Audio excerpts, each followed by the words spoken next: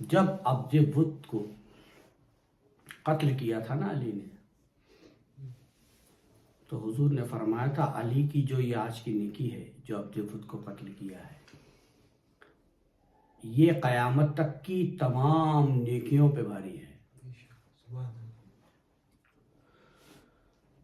قیامت تک جتنے بھی اللہ کی مخلوق نیکی کریں گے نا، ان سب کی نیکیوں پہ بھاری ہے۔ علی کو کل ایمان کہا ہے، اور آپ کی نیکی سے بھاری کسی کی نیکی نہیں ہے۔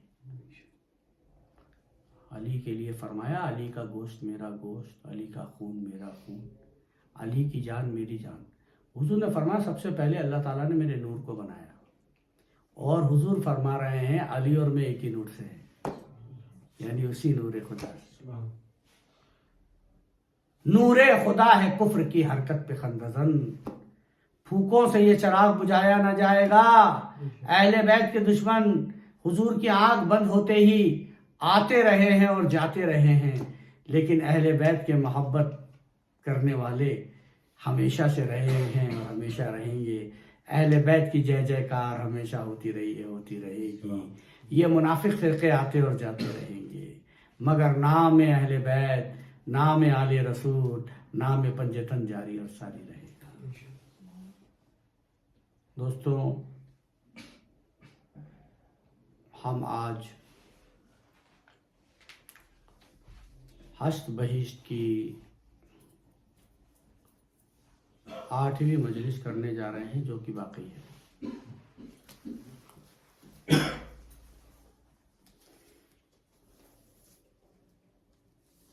بھئی حضور سے محبت ہے تو ظاہر آل سے بھی محبت ہوگی۔ اگر آل سے عداوت ہے اور حضور سے محبت ہے تو سمجھ لو منافق ہے۔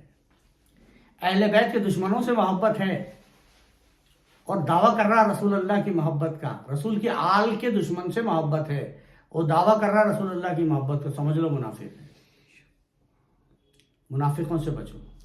چلیے آج ہم کرنے جا رہے ہیں ہشت بہشت۔ ہم اجمیر گلوبل صوفی فاؤنڈیشن کے تحت تعلیمات صوفیہ چشتیہ کرتے ہیں، اور اس کی اسرار الاولیاء کتاب جاری اور ساری ہے۔ تو دوستو، اسرار الاولیاء یعنی مسٹری آف مسٹکس، یا سیکریٹس آف اولیاء، اور یا سیکریٹس آف صوفیز، یا سیکریٹس آف صوفیز، ٹھیک ہے، اس کی 8ویں مجلس آج ہم کرنے جا رہے ہیں۔ پھر فرمایا کہ ایک مرتبہ میرے بھائی جلال الدین تبریزی نجم الدین منامی قاضی بدایوں کے گھر کے پاس سے گزرے۔ بدایوں کا جو قاضی تھا اس کے گھر کے پاس سے گزرے اور پوچھا کہ قاضی صاحب کیا کر رہے ہیں؟ نوکروں نے کہا کہ اس وقت نماز پڑھ رہے ہیں۔ فرمایا کیا قاضی صاحب کو نماز ادا کرنی آتی ہے؟ جب یہ بات قاضی صاحب نے سنی تو فوراً آپ کی خدمت میں حاضر ہوئے اور کہا یہ کیا بات ہے جو آپ نے فرمائی؟ فرمایا بے شک ٹھیک کہا، اس واسطے کہ علماء کی نماز اور ہے اور فقراء کی نماز اور ہے۔ قاضی صاحب نے پوچھا وہ کس طرح؟ فرمایا علماء قبلہ کو دیکھتے ہیں یا قبلہ کی سمت، دل کی تسلی کے لیے قبلہ کی سمت، قبلہ کے رخ کر کے نماز ادا کرتے ہیں، لیکن فقراء جب تک عرش کو نہیں دیکھتے، وہاں نہیں پہنچ جاتے، نماز ادا نہیں کرتے۔ جب تک خدا کو نہ دیکھ لیتے ہیں نماز ادا نہیں کرتے۔ الغرض قاضی گھر آیا۔ اب کیا ہوا؟ قاضی جب گھر آ گیا تو خواب میں دیکھا کہ واقعی شیخ جلال الدین عرش کے اوپر مصلی بچھا کے نماز پڑھ رہے ہیں۔ یہ دیکھ کر وہ بیدار ہوا، نیند سے جاگا اور شیخ صاحب کی خدمت میں آ کر معافی مانگی۔ پھر اس قاضی نے، مولوی نے شیخ صاحب کی خدمت میں آ کے، صوفی صاحب کی خدمت میں آ کے معافی مانگی۔ شیخ صاحب نے فرمایا کہ اے نجم الدین، یہ جو عرش پر نماز ادا کرتے دیکھا ہے یہ درویشی کا ادنا درجہ ہے۔ یہ جو تو نے نماز ادا کرتے ہوئے دیکھا ہے نا عرش پر، یہ تو درویشی کا سب سے چھوٹا درجہ ہے۔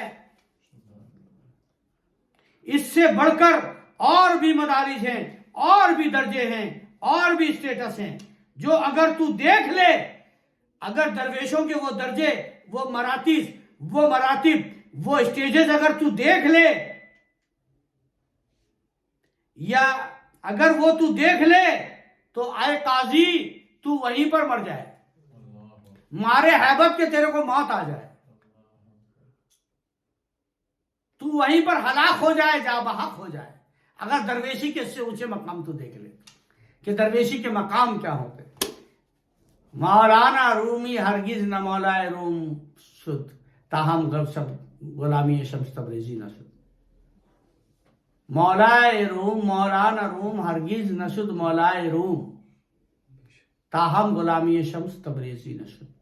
جب تک کوئی مولوی کسی فقیر کی غلامی نہ کر لے، وہ کبھی مولوی نہیں ہو سکتا۔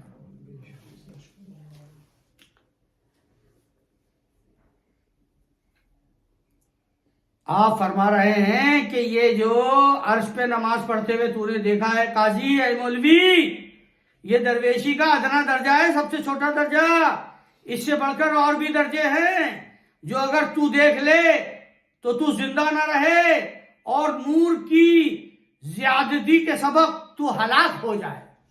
اتنا نور ہوگا کہ تو نور کو برداشت نہیں کر سکے گا اور ہلاک ہو جائے گا۔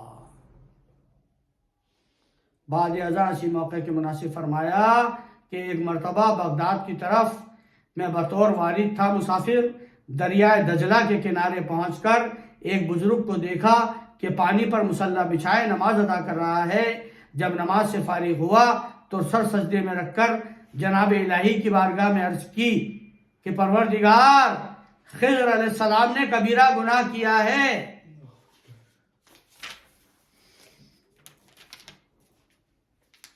اسے توبہ عنایت کر۔ خضر علیہ السلام نے کبیرہ گناہ کیا ہے، اسے توبہ عنایت کر۔ اتنے میں خضر علیہ السلام بھی تشریف آور ہوئے، یعنی خضر علیہ السلام بھی آ گئے، اور پوچھا کہ میں کون سے گناہ کا ارتکاب کرتا ہوں، میں نے کون سا کبیرہ گناہ کیا، مجھے بتایا جائے تاکہ میں اس سے توبہ کروں۔ اس بزرگ نے کہا کہ آپ نے جنگل میں ایک درخت لگایا تھا، پیڑ، ٹری، آپ نے جنگل میں ایک پیڑ لگایا تھا، ایک پیڑ لگایا ہے جس کے سائے تلے آپ آرام کرتے ہیں۔ آپ نے جنگل میں ایک پیڑ لگایا ہے جس کے سائے میں آپ آرام کرتے ہیں، اور کہتے ہیں کہ خدا کے لیے یہ کام کیا ہے۔ جب خدا کے لیے کیا تو پیڑ کے نیچے آرام کیوں کر رہے ہیں؟ جو کام للہیت کے جذبے کے لیے کیا جاتا ہے پھر اسے بدلہ نہیں لیا جاتا۔ آپ نے خضر جنگل میں ایک پیڑ لگایا ہے، اس کے نیچے آرام کرتے ہیں اور کہتے ہیں کہ یہ کام اللہ کے لیے کیا ہے۔ خضر علیہ السلام نے توبہ کی، خضر علیہ السلام نے توبہ کی۔ پھر اس بزرگ نے کہا کہ ترک دنیا کے بارے میں اس طرح ہو جس طرح میں ہوں، اے خضر ترک دنیا کے بارے میں اس طرح ہو جس طرح میں ہوں۔ لیو دس ورلڈ، ترک دنیا کے بارے میں ایسا ہو جیسا میں ہوں۔ پوچھا کس طرح؟ خضر نے پوچھا کس طرح؟ کہا اگر مجھے ساری دنیا بھی دیں، اگر مجھے ساری دنیا بھی دیں اور کہیں کہ اس کا حساب تجھ سے نہیں لیا جائے گا، اگر اللہ مجھے، اے خضر، اگر اللہ مجھے پوری دنیا بھی دے اور مجھ سے کہے کہ تجھ سے کچھ حساب نہیں لیا جائے گا، اور نیز کہ اگر تو نہ لے گا تو تجھے دوزخ میں بھیجا جائے گا، اگر پوری دنیا بھی مجھے دے اور کہے کہ تجھ سے حساب نہیں لیا جائے گا، اور اگر یہ بھی کہیں کہ اگر تو نے دنیا نہیں لی تو تجھے جہنم میں بھیجا جائے گا، تو تب بھی میں ہرگز قبول نہیں کروں گا۔ اگر مجھ سے کہا جائے کہ دنیا لے لے تو اس سے حساب نہیں لے گا، اور اگر تو نہیں لے گا دنیا تو تجھے جہنم میں ڈال دیا جائے گا، تب بھی میں دنیا نہیں لوں گا۔ کیوں؟ یہ بھی سن لو، کیوں؟ تب بھی میں قبول نہیں کروں گا، ہرگز قبول نہیں کروں گا۔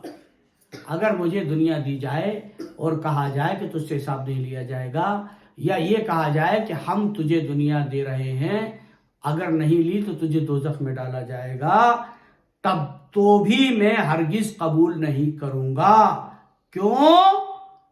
کیونکہ بجائے دنیا کے میں دوزخ میں جانا قبول کروں گا۔ دنیا لینے کے بجائے میں دوزخ میں جانا قبول کروں گا۔ پوچھا کیوں؟ خضر نے پوچھا کیوں؟ کہا اس واسطے کہ دنیا پر اللہ تعالیٰ کا غضب ہے، دنیا پر اللہ تعالیٰ کا غضب ہے، غضب، دنیا پر اللہ تعالیٰ کا غضب ہے، یعنی دنیا کو اللہ تعالیٰ دشمن سمجھتا ہے۔ دنیا اللہ کی دشمن ہے، اللہ کے دشمن کو کیسے دے سکتے ہیں اپن؟ دنیا پر اللہ کا غضب ہے، اسے اللہ تعالیٰ دشمن جانتا ہے، دنیا کو اللہ تعالیٰ دشمن جانتا ہے، یعنی دنیا اللہ کی دشمن ہے، دنیا کو اللہ تعالیٰ دشمن جانتا ہے۔ میں اس کے بجائے دوزخ قبول کرنے کو بہتر جانتا ہوں، بجائے اللہ تعالیٰ کے دشمن کیوں لوں، اس کے بجائے میں دوزخ کو قبول کرنا بہتر سمجھتا ہوں، کم از کم وہ اللہ کی مخلوق تو ہے، پری مخلوق۔ اور یہاں تو سارے دنیا مانگنے آ رہے ہیں، دنیا لینے آ رہے ہیں، دنیا کے لیے عجیب عجیب ہتھ کنڈے اپنا رہے ہیں، عجیب عجیب ایکٹنگ کر رہے ہیں، نوٹنکیاں کر رہے ہیں، مطلب منافقیت کر رہے ہیں، اور سمجھ رہے ہیں کہ سمجھنے والے سمجھ نہیں سکتے، لیکن سمجھنے والے تو سب کچھ سمجھتے ہیں۔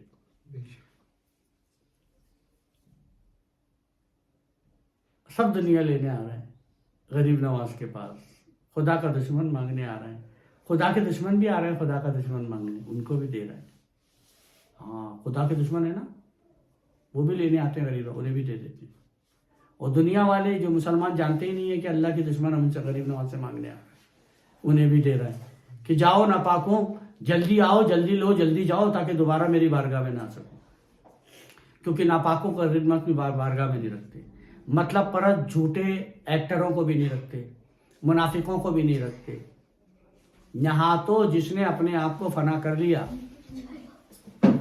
اور غربت اوڑھ لی، اور غربت اوڑھ کے پیر سے شکایت تک نہیں کی غربت کی، اور پیر کی خدمت کرتے رہے، وہ سچے مرید ہیں۔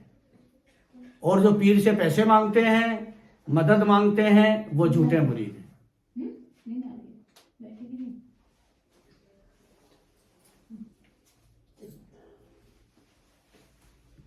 کیونکہ پیر سے پیسے مانگنا یا مدد مانگنا یہ گناہ کبیرہ ہے۔ پیر کو کسی مطلب سے ماننا دنیا میں بھی عذاب ہوگا، دنیا میں بھی اور آخرت میں بھی عذاب ہوگا، اور ایک دن پیر تمہیں خانقاہ سے نکالے گا، 100% نکالے گا۔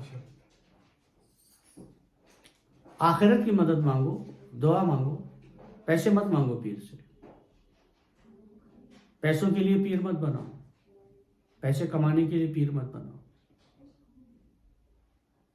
چلیے، کہا میں دوزخ میں جانا قبول کروں گا۔ پوچھا کیوں؟ کہا اس واسطے کہ دنیا پر اللہ تعالیٰ کا غضب ہے، اسے اللہ تعالیٰ دشمن جانتا ہے، میں اس کے بجائے دوزخ قبول کرنے کو بہتر جانتا ہوں۔ پھر شیخ الاسلام نے فرمایا کہ میں نے نزدیک ہو کر سلام کیا، سلام کا جواب دے کے فرمایا کہ آ جاؤ۔ میرے دل میں خیال آیا کہ پانی سے کس طرح گزروں، یہ خیال آتے ہی راستہ ہو گیا، اور میں اس بزرگوار کے پاس جا پہنچا۔ تھوڑی دیر بعد میری طرف مخاطب ہو کے فرمایا، اے فرید، آج 40 سال سے میں زمین پر پہلو کے بل نہیں لیٹا ہوں، اور جب تک کوئی مسافر نہیں آتا میں اپنا کھانا نہیں کھاتا، اور جب تک اس میں سے کسی کو حصہ نہ دے دوں مجھے چین نہیں پڑتا۔ اس واسطے کہ درویشی اس کا نام ہے کہ اپنے حصے میں سے دوسروں کو بھی دے۔ اتنے میں 2 پیالے آش اور 4 چپاتیاں عالم غیب سے نمودار ہوئیں، ایک پیالہ میرے سامنے رکھا اور ایک اپنے، ہم دونوں نے کھانا کھایا، جب رات ہوئی تو عشاء کی نماز ادا کر کے نفل نماز شروع کی، میں بھی ہمراہ کھڑا ہوا، 2 رکعت نماز میں 4 مرتبہ قرآن شریف ختم کیا، 1 رکعت میں 2 قرآن۔ سلام کے بعد سر سجدے میں رکھ کر زار زار روئے اور رو کر جناب الہی میں عرض کی کہ اے پروردگار، میں نے ایسی عبادت نہیں کی جو تیری درگاہ کے لائق ہو، تاکہ میں بھی جانوں کہ میں نے کچھ کام کیا ہے۔ بعد ازاں جب صبح کی نماز ادا کی تو مجھے رخصت کیا، میں نے اپنے تئیں دریا کے کنارے پر کھڑا پایا۔ بولے جاؤ، جب آنکھ کھولی تو دریا کے کنارے، اور وہ بزرگ نظر سے غائب ہو گئے، مجھے معلوم نہ ہوا کہ کہاں گئے۔ پھر شیخ الاسلام نے فرمایا کہ اے درویش، درویشی وہی تھی جو انہیں حاصل تھی کہ دنیا سے سوائے ٹوٹے گھڑے کے اور کچھ ان کے پاس نہ تھا۔ جب رات ہوتی تو وہ پانی بھی گرا دیتے، پانی بھی ڈھول دیتے، اور دن رات محاسبے اور تجرید میں رہتے، سیلف اکاؤنٹیبلٹی۔ پھر فرمایا کہ درویش، ایک درویش نہایت بزرگ اور ملک و مال والا تھا، وہ کہا کرتا تھا کہ اگر قیامت کے دن مجھ سے پوچھا جائے گا کہ دنیا میں کیسے بسر کی، تو کہوں گا کہ تجرید کے ساتھ، یعنی ترک کے ساتھ، سب کچھ ترک کر دیا۔ پھر فرمایا کہ پچھلے زمانے میں ایک بزرگ 20 سال عالم تحیر میں مشغول رہا، سال بھر کچھ نہ کھاتا پیتا، جب سال کے بعد ہوش میں آتا تو جماعت خانے میں طاق کے اندر ایک کھجور پڑی تھی، اسے اٹھا کر چوس لیتا اور پھر اسے وہیں پر رکھ دیتا۔ اسی طرح 50 سال اسی ایک کھجور پر گزارا کیا، جو پوری ختم بھی نہ ہوئی تھی کہ اتنے میں اس بزرگ کا خاتمہ بالخیر ہو گیا۔ سبحان اللہ۔ پھر فرمایا ایک مرتبہ خواجہ بایزید رضی اللہ تعالیٰ عنہ کا دامن محلے سے گزرتے وقت ایک کتے سے چھو گیا۔ سننے لائق ہے میرے دوستو، سننا لائق ہے دوستو، سننا۔ حضرت بایزید بستامی کا دامن، بایزید بستامی حضرت امام جعفر صادق علیہ السلام کے مرید خلیفہ اور آپ کے غلام تھے، 20 سال غلامی کی تھی حضرت امام جعفر صادق کی علیہ السلام۔ دشمن، منافق، آل رسول کے دشمن، رسول اللہ کے دشمنوں پر کرب زاری کیا کہتے ہیں اس کو، ضرب کاری ہوتی ہے۔ منافق جو بھی چھایا ہوا ہندوستان میں، ضرب کاری لگتی ہے، علیہ السلام سنتے۔ ہاں، اگر یہ علیہ السلام نہیں ہوں گے تو پھر جبریل علیہ السلام کیسے ہوں گے؟ وہ تو ان کا جھولا جھلاتے تھے، ان کے کپڑے سیکھے لاتے تھے، ان کیا کھانا مانگنے آتے تھے۔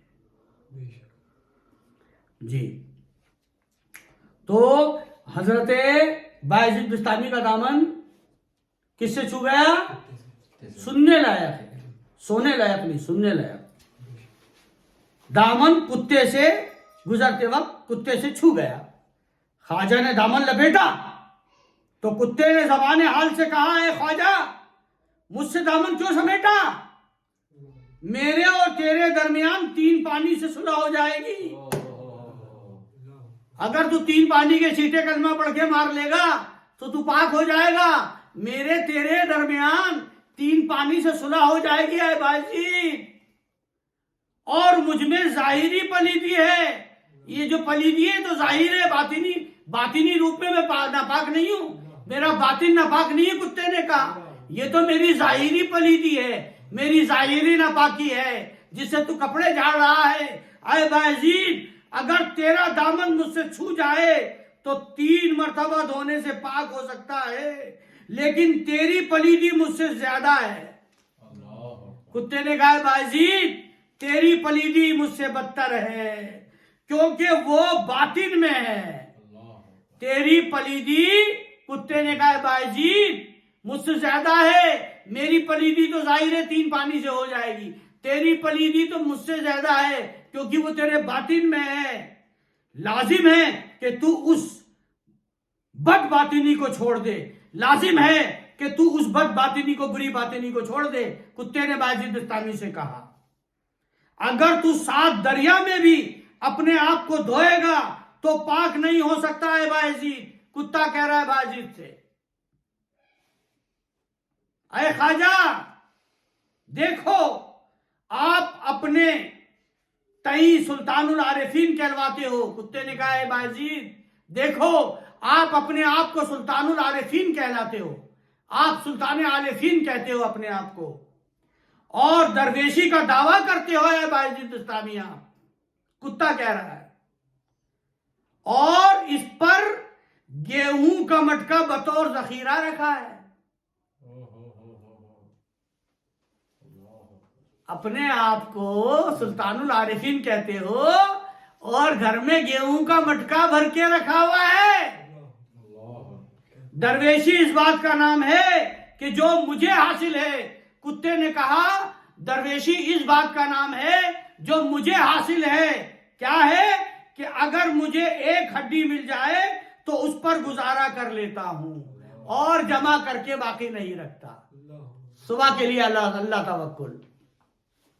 درویشی مجھے حاصل ہے کہ ایک ہڈی پہ گزارا کر لیتا ہوں جو مجھے حاصل ہے، کہ اگر مجھے ایک ہڈی مل جائے تو اس پہ گزارا کر لیتا ہوں اور دوسرے دن کے لیے جمع نہیں کرتا۔ اے بایزید، کتا کہہ رہا ہے دوسرے دن کے لیے جمع نہیں کرتا۔ آپ اس قدر دعوی درویشی کرتے ہیں اور پھر کل کے واسطے گیہوں کا مٹکا گھر میں جمع کر کے رکھا ہے۔ کل کے واسطے گیہوں کا مٹکا گھر میں جمع کر کے رکھتے ہیں۔ جب کتے نے یہ کہا، خواجہ صاحب نے نعرہ مار کر کہا کہ دنیا میں کتے کی ہمراہی اور صحبت کے لائق بھی نہیں۔ اللہ کیا عاجزی اور انکسار تھا حضرت بایزید بستامی رضی اللہ تعالیٰ عنہ۔ اور دیکھو آپ کہ آپ نے وہ بات بھی مان لی۔ اللہ، اس پر بایزید نے کہا، خواجہ صاحب نے نعرہ مار کر کہا کہ دنیا میں کتے کی ہمراہی اور صحبت کے لائق بھی نہیں ہوں تو قیامت میں اہل سلوک کی ہمراہی اور بارگاہ الہی کے قابل کیسے ہو سکوں گا؟